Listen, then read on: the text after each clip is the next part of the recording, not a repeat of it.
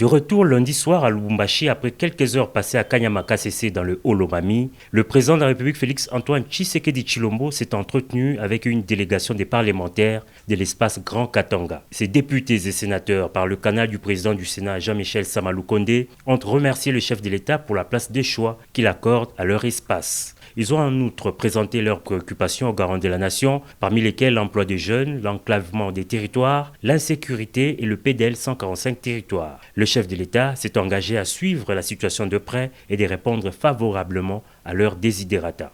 Nous avons parlé de la problématique de l'emploi des jeunes, nous avons parlé de l'enclavement de nos territoires, nous avons parlé de l'insécurité qui bat son plein et nous avons aussi parlé du bon suivi du grand programme ambitieux de 145 territoires. Peu après, le président de la République a conféré avec les députés provinciaux du Haut-Katanga, bénéficiaires d'un nouveau siège du Parlement provincial moderne. Ces députés, par la voix de leur président, ont tenu avant tout à remercier le chef de l'État avant d'exposer leurs multiples problèmes d'ordre social et sécuritaire qui guettent leurs électeurs. Nous lui avons parlé premièrement des problèmes qui guettent nos compatriotes que nous appelons créseurs, qui n'ont pas donc de la place où exercer leurs activités. Et nous lui avons proposé s'il peut y avoir donc une zone réservée seulement aux exploitants artisanaux.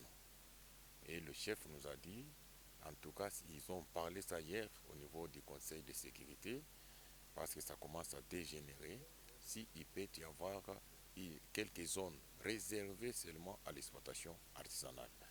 Et il nous a dit, il nous a chargé que nous puissions vraiment donc lui faire des propositions concrètes par rapport donc à ces zones. Cette série d'audiences marathon s'est poursuivie mardi, dernier jour de l'itinérance du chef de l'État dans le Haut-Katanga. Avec les confessions religieuses, la question de la révision ou du changement de la Constitution a été au menu. Les hommes des dieux disent appuyer toute initiative qui tend à apporter le développement du pays. En tant que berger du peuple congolais, il était aussi très important que nous puissions émettre notre point de vue par rapport à ce sujet au chef de l'État, le point de vue qu'il a accepté favorablement et il s'est vraiment étalé à nous expliquer les tenants et les aboutissants par rapport à cela. Oui, nos points de vue est le bien-être du peuple congolais. Et si cela doit dépendre de la révision ou du changement de la Constitution, nous ne voyons pas pourquoi nous pouvons nous opposer.